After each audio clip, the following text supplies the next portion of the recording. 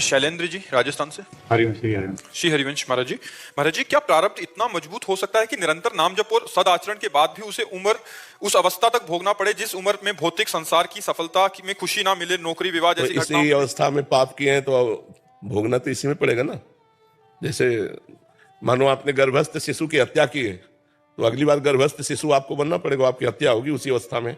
आपने जवानी में पाप किए, अपराध किए, तो जवानी में ही आपको दंड मिलेगा। अगला जब जन्म होता है तो जैसे जवानी है, अब उसके किडनी फेल हो गई, उसको बार बार असफलता मिल रही, बार बार प्रतिकूलता, क्योंकि जिस अवस्था में पाप होता है समय पा करके पाप उसी अवस्था में उसको दंड देता है।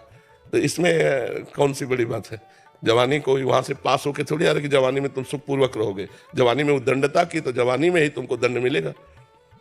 इस विधान को समझो। आपने बुढ़ापे में पाप किया तो वृद्धावस्था में ही आकर आपको सड़ना होगा। आपने गर्भ में पाप किया तो गर्भावस्था में जाके आपको भोगना होगा। तो इसीलिए बहुत सावधानी से जवानी काटनी चाहिए। तो सावधानी का, जवानी तो तूफान है, कौन ऐसा जिसकी जवानी में पाप न बना हो। कोई बिरला महात्मा होगा तो भले है, नहीं तो पाप तो बनता है, तो फिर भोग भी उसको जवानी में ही तो मिलेगा। उन्नति में बाधा पहुंचाना ही तो प्रारब्ध का काम है। जो पाप का प्रारब्ध है तुम्हारी हर उन्नति को लात मार करके गिरा देगा और तुम्हें हर परिस्थिति में दुख प्रदान करेगा, हर सफलता को नष्ट कर देगा, क्योंकि आपने पाप किया है। ऐसा भी देखा जाता है ज्यादा प्रयासशील नहीं हो सफल होता चला जाता है, ऐसा देखा जाता है बहुत प्रयासशील है असफल हो रहा है।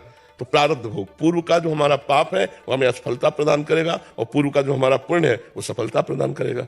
अब कितने ऐसे जवान हैं जो सैकड़ों वयोवृद्धों को रख रहे हैं, उनकी सब सफाई सुरक्षा खान पान, तो जवानी में दूसरों की सेवा कर रहे हैं, परोपकार कर रहे हैं। दूसरे के माता पिता जो फुटपाथ में पड़े उनको ला के सेवा। अब इनके जीवन में सफलता ही सफलता रहेगी। अपने माता पिता को थप्पड़ मार के घर से बाहर निकाल रहे हो तो तुम्हारे सफलता रहेगी। अपने माता पिता को गाली दे रहे हो, शराब पी रहे हो, नशा कर रहे हो, जुआ खेल रहे हो, नाना प्रकार के गंदे आचरण कर रहे हो, सफलता मिलेगी।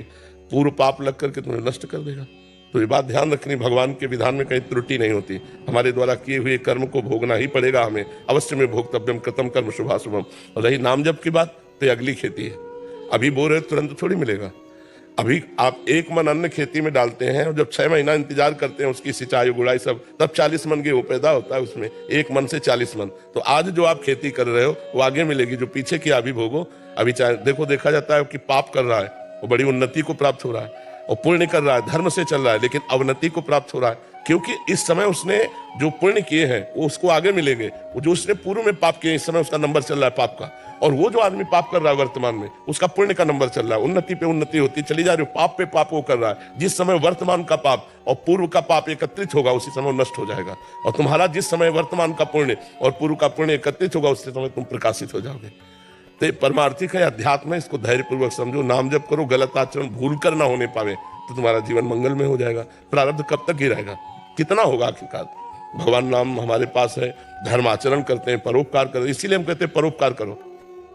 शरीर से जो पाप होते हैं दूसरों की सेवा से बहुत जल्दी नष्ट हो जाते हैं। जैसे कोई बूढ़े हैं, कोई बीमार है, भले किसी और के माता पिता है, हमें 1 घंटा सेवा का अवसर मिले तो उनके कपड़े धो दिए, उनको खवा दिया, पिला दिया, बैठा, बड़ा मंगल हो जाएगा। कितने ऐसे वयोवृद्ध फुटपाथ में बैठे रहते हैं जिनको घरों से निकाल दिया गया है, जो अर्थ से अव्यवस्थित है, उनकी व्यवस्था कर दें। 1 घंटा जाकर उनको कपड़ा पहनाया, भोजन पहनाया, दवा की बात पूछ ली, इससे बहुत जल्दी पाप नष्ट होते हैं। लेकिन ऐसा करना कौन चाहेगा? दूसरे के शौच कौन साफ करना चाहेगा? अगर साफ कर दो तो तुम्हारा प्रारब्ध साफ हो जाएगा, तुम्हारे बुरे आचरण साफ हो जाएंगे। परोपकार से बढ़कर कोई धर्म नहीं है, परोपकार से बढ़कर कोई तप नहीं है। इसलिए परोपकार कर। आज जीव स्वार्थी होता जा रहा है, परोपकार को भूलता जा रहा है, इसलिए दुर्गति को प्राप्त होता जा रहा है। अरे क्या हर व्यक्ति का एक निश्चित उद्देश्य लेकर जन्म होता है? उद्देश्य यहां बनाया जाता है, संग से उद्देश्य की पूर्ति होती है। हम जैसे माहौल में होते हैं वैसा हमारा उद्देश्य बन जाता है। माता पिता, पड़ोस, मित्र, ये हमारे उद्देश्य के जनक होते हैं। यदि हमें सात्विक वातावरण मिला तो भागवतिक उद्देश्य बन जाएगा। यदि हमें रजोगुणी तमोगुणी संग मिला तो जागतिक उद्देश्य बन जाएगा। उद्देश्य लेकर जन्म नहीं होता, प्रारब्ध लेकर जन्म होता है। प्रारब्ध में 2 कर्म होते हैं, एक शुभ और एक अशुभ। उनके 2 परिणाम होते हैं, एक सुख और एक दुख। लेकिन उद्देश्य संग से बनता है। जैसे साधु संग मिल गया तो भगवत प्राप्ति का उद्देश्य बन गया, कुसंग मिल गया तो भोगों का उद्देश्य बन गया। उद्देश्य संग से प्रकट होता है। इसलिए भगवान कृपा करें और हमें उत्तम संग की प्राप्ति हो, जिससे हमारा उद्देश्य उत्तम बन जाए, भगवत प्राप्ति का बन जाए। उद्देश्य लेके जन्म नहीं होता, उद्देश्य जन्म के बाद होता है। जहां हमें जैसा वातावरण मिलता है हमारा वैसा उद्देश्य बन जाता है। रोहिणी जी, राधे राधे महाराज जी। महाराज जी, मेरा प्रश्न है कि संसार के सभी दायित्व को निभाते हुए संसार के हर कण कण में, हर वक्त, हर घड़ी, हर पल श्री ठाकुर जी के दर्शन एवं स्मृति हम किस प्रकार कर सकते हैं? पहली बात, संतों का संग करो। दूसरी बात, भगवान की लीला कथा सुनो। तीसरी बात, गुरु चरणों में दृढ़ अनुराग मान त्याग करके करो। चौथी बात, भगवान की लीलाओं का गायन करो। पांचवी बात, दृढ़ विश्वास रख करके भगवान के नाम और मंत्र का जप करो। छठवीं बात, बहुत सहनशील गंभीर भाव से रहना चाहिए, हमारे आंतरिक भावों को कोई जान न पावे। सातवीं बात, सब में भगवान को देखने का अभ्यास करना चाहिए। आठवीं बात, जैसे भगवान रखें उसी में संतुष्ट रहना चाहिए, हमारा व्यवहार सरल क्षणहीन और भगवान में दृढ़ विश्वास हो। ये 9 बातें हो तो हमारे को भगवत दर्शन की सामर्थ्य प्राप्त हो जाएगी। यदि हम नियम पूर्वक इन 9 बातों को अपने जीवन में उतारें तो हमारे हृदय में वो ज्ञान प्रकट हो जाएगा, जिन ज्ञान चक्षुओं से कण कण में भगवान का दर्शन होता है। और अपने दायित्वों का पालन करे धर्म पूर्वक पालन करके उसे कृष्णार्पण मस्तु कर दे, उन कर्मों को भगवान को समर्पित कर दे। तो समर्पण से और इस 9 प्रकार की भावना से हमारे हृदय में दिव्य ज्ञान, दिव्य भक्ति का उदय होता है, जिससे भगवत साक्षात्कार की योग्यता आती है कि कण कण में हम भगवान को देख सकें। सीबी पाराशर जी, फरीदाबाद से। राधे राधे महाराज जी। महाराज जी, आपके चरणों में कोटि कोटि वंदन। गुरु जी, जैसे कि हमने श्री गीता जी में पढ़ा है कि कर्मों का फल तो अवश्य भोगना ही पड़ता है, तो महाराज जी, क्या शरणागति उपरांत कर्म बंधनों से बचा जा सकता है? कर्म बंधन कट जाते हैं, लेकिन प्रारब्ध भोग भोगना पड़ता है। जिससे शरीर की रचना हुई है, शरणागति तो आज हुए हैं, शरीर की रचना तो पहले हो चुकी है ना।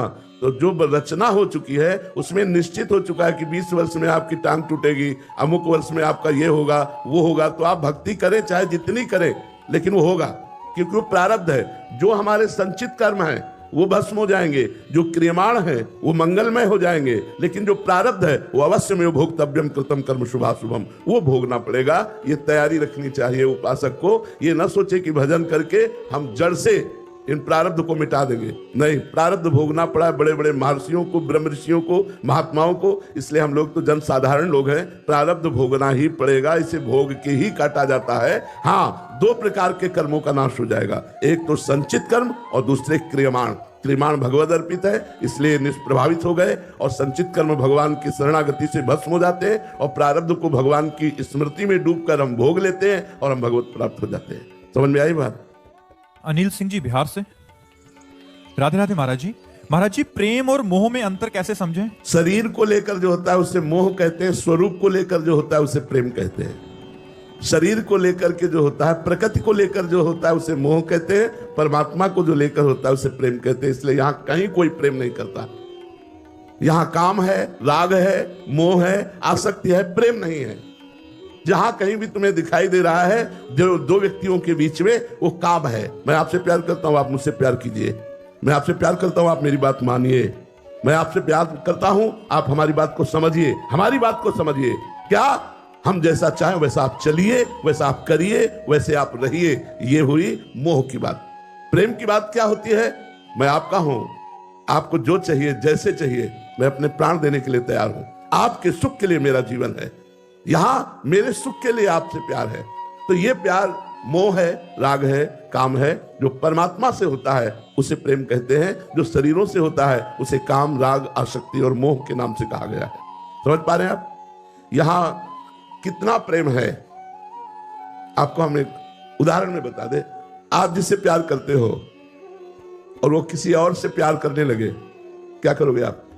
आशीर्वाद दोगे आप उससे द्वेष करने लगेंगे, आप नफरत करने लगेंगे। वही प्रेम, ये प्रेम है। प्रेम तो वो है कि बहुत अच्छा हुआ, शायद हम आपके सुख के योग्य नहीं थे, आपके सुख के योग्य ये मिले, मैं जीवन भर आपको आशीर्वाद देता रहूंगा, कभी बाधा नहीं बनूंगा, तुम दोनों सुखी रहो। ये यहां से प्रेम की शुरुआत। इस प्रेम की दम है, अगर वो है तो वो भगवान से जुड़ा हुआ चित्त होगा, तभी ये हो सकता है, नहीं ऐसा नहीं हो सकता। संसार का ये रीति है, संसार का ये प्यार नहीं है। प्यार जिसे कहते हैं अभी उसकी तत्सुख सुखित्वम, सामने वाले के सुख में सुखी हो जाना, प्यार उसे कहते हैं। प्रतिक्षण वर्धमानम, कुछ भी करो हमारा प्यार तुम्हारे प्रति बढ़ता चला जाएगा। एक मुस्कुराहट में प्राण त्यागने की इच्छा होती है, प्रेम उसे कहते हैं। अपने प्यारे की एक मुस्कुराहट देखने के लिए प्राण बलिदान करने की इच्छा होती है। और यहाँ हमारी वासनाओं का खेल है, प्रेम का खेल नहीं है। यहाँ वासनाओं की इच्छाओं की पूर्ति है एक दूसरे से, इसलिए हम उसे प्यार नाम दे रहे हैं। ये काम है, ये राग है, ये मोह है, ये आसक्ति है। लक्ष्य गोस्वामी जी हरियाणा से। राधे राधे महाराज जी। महाराज जी, परमात्मा प्रत्यक्ष रूप में हृदय में स्थापित हैं, तब भी माया जीव को कैसे भ्रमित कर देती? नहीं, प्रत्यक्ष नहीं है। प्रत्यक्ष तो पांच भौतिक देह है। परमात्मा अप्रकट रूप से हृदय में विराजमान है। प्रत्यक्ष का मतलब होता है जैसे आपको मैं देख रहा हूं, इसे कहते हैं प्रत्यक्ष। और अप्रत्यक्ष रूप में वो हृदय में विराजमान है। उसको प्रत्यक्ष करना होता है साधना के द्वारा, भजन के द्वारा करना होता है। जब तक हम भजन नहीं करेंगे, जब भजन करते हैं तो माया का पर्दा हटा देता है, और फिर जब प्रकाशित होता है तब माया की सामर्थ्य नहीं कि वो आकर्षित कर सके।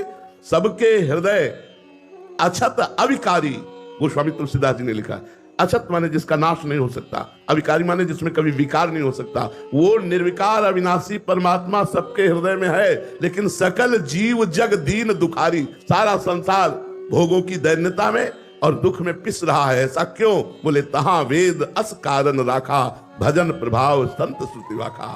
वेद कारण रखे हैं कि भजन करोगे तो भगवान प्रकट हो जाएंगे। जब भगवान प्रकट हो गए फिर माया नाम की कोई चीज ही नहीं है, कोई शक्ति ही नहीं है, क्योंकि शक्तिमान प्रकट हो चुका है। तो वो अप्रकट हृदय में विराजमान चुपचाप शांति से देख रहे हैं, तुम जो कर रहे हो उसका हिसाब दे रहे हैं। अब उनकी शरण में होकर उनको प्रकट करना, भय प्रकट कृपाला दीन दयाला। जब वो दीन दयाल हृदय में प्रकट हो जाते हैं तभी माया का आकर्षण नष्ट हो जाता है। समझ पा रहे हैं आप हमारी बात? निकिता जी मोहाली पंजाब से। राधे राधे महाराज जी। महाराज जी, केवल वाणी से कह देना कि हम श्री जी को समर्पित हैं, क्या यही वास्तविक समर्पण है? नहीं नहीं नहीं नहीं। तन वांग मनोभी रमले सोहम तो वास्तविता। वाणी से, मन से, तन से और अहंकार से, स्वयं से जब हम प्रभु की शरण में होते तब वास्तविक शरणागति होती है। वचन से हमने कहा कि मैं श्री जी का हूं, तो जीवन में ये बात ध्यान रखना, तुम्हारे वचन से नहीं निकलना चाहिए किसी और के सामने कि मैं आपका हूं। तब वचन की शरणागति पूर्ण हुई कि मैं श्री जी का हूं, श्री जी का ही रहूंगा। फिर शरीर के द्वारा जितने आचरण है वो सब श्री कृष्ण अनुकूल लेन, प्रभु के अनुकूल, प्रियाजू के अनुकूल हो। फिर मन का संकल्प विकल्प प्रिया प्रीतम की सेवा के लिए हो, और फिर स्वयं में दासत्व आ जाए कि मैं महारानी जी का दास हूं, मैं प्रियाजू का दास हूं। बस फिर शरणागति का जो रंग चढ़ेगा वो परमानंदमय होगा, वो महासुखमय होगा। पर किसी महापुरुष के संग से ही ये तन